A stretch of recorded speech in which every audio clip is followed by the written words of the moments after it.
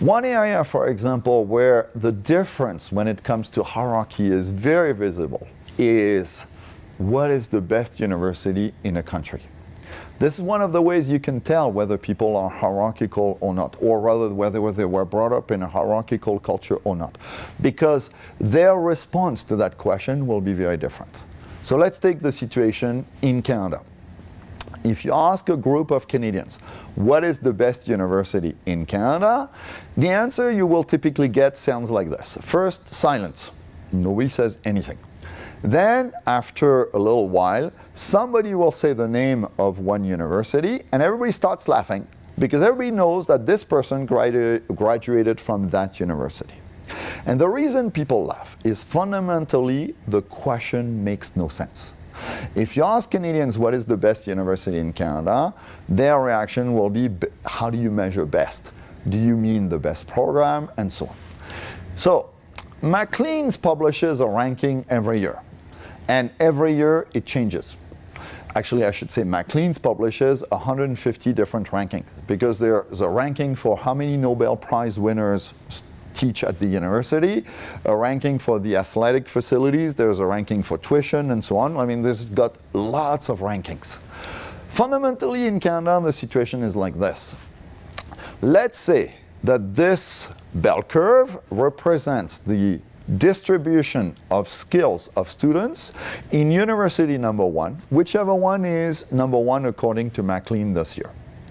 Well, what does the distribution of skills of students in university number two look like compared with the distribution of skills of students in university number one? Essentially, they're the same. There may be a tiny shift to the left on that scale between low skills and high skills, but there's no way in Canada you can say that any student of U of T is better than any student of UBC or McGill or Waterloo. You got to look at it on a case-by-case basis. And the distribution of skills of students in university number three will look like this relative to the distribution of skills of students in university number one and number two. What is the situation in the home countries of most immigrants? So remember, we said most immigrants come from cultures that are significantly more hierarchical than Canada is. In hierarchical cultures, the system is very different. In hierarchical cultures, you have a best university, and you have a second best university, and you have a third best university.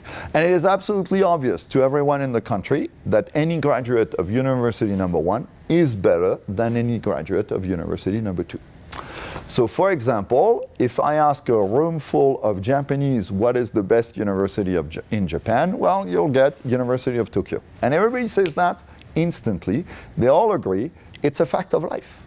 If you ask a room full of Indians what is the best university in India, they will all say instantly the IIT. Now, if you work with a group of Indians and you ask them what is the best university in India, you will get IIT instantly. The interesting part is about 30 seconds after that, the people from Mumbai will start to argue with the people from New Delhi, because the IIT has many campuses. And so the people in Mumbai and New Delhi will start arguing which campus is the best. But there is no question that there is a best university. Okay? Now, how do you get this kind of separation? Fundamentally, it's through grueling entrance exams. For example, if you take the situation of the IIT, every year, something like 600,000 students compete at the same time by taking an exam for something like 11,000 spots. And if you got in, if you got one of these 11,000 spots, you are better than any of the 589,000 people who did not get in. Every Indian mother wants her son or daughter to graduate from the IIT or marry somebody who did. All right? So you get these separation through grueling exams, and people will spend an enormous amount of time and resources preparing for these exams.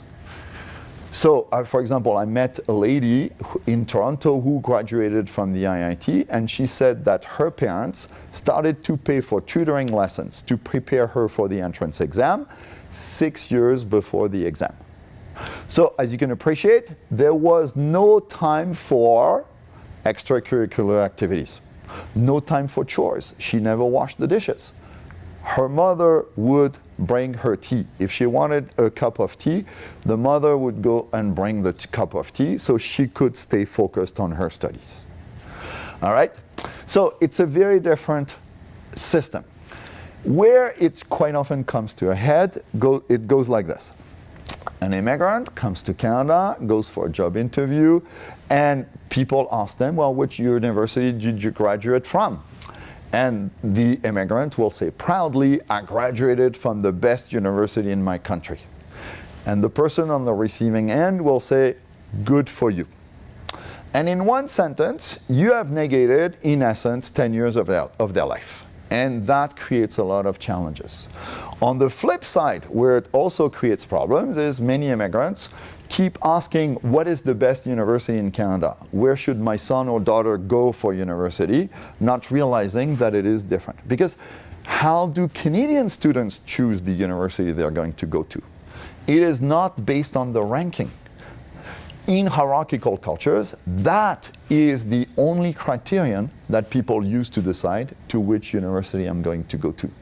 But in egalitarian cultures, people will think about, well, is the university far or close from my parents? How much is tuition? What kind of program is involved? What's the nightlife in the university? Like, is it close to the mountains, or like can I do the kind of extracurricular activities I like, and so on and so forth. Ranking of the university will be one of many factors, and it usually doesn't have a huge weight compared with the situation in hierarchical cultures. So, this sense of hierarchy, okay, which is related to university and also when people graduate, because when you graduate from the IIT, or I graduated from the École Polytechnique in France, we were ranked when we graduated, and we got to choose what kind of career we would have based on our ranking. The number one gets to choose all the options, and after that, you choose whatever's left, okay? So this concept of ranking, of one is better than the other, which permeates hierarchical cultures, is something which is usually quite difficult for egalitarian people to understand, and vice versa. So now we're going to look at how it applies in the workplace in the next video.